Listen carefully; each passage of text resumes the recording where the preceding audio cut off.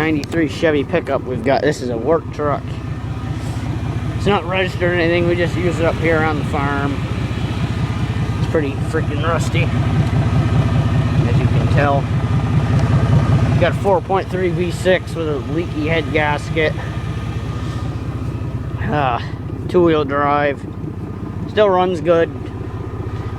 Freaking ignition stuck on. Broke that off trying to get it to shut off. I had to pull the coil wire out to shut it off. Having trouble with the shifter we were, but it works fine now. This thing has no options. It's a Cheyenne.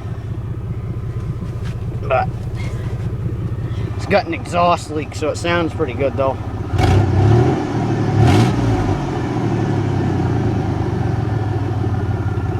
And it still runs good, so, you know, it does what we want it to.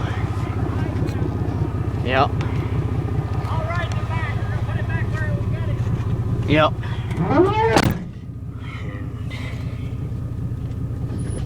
Here we go.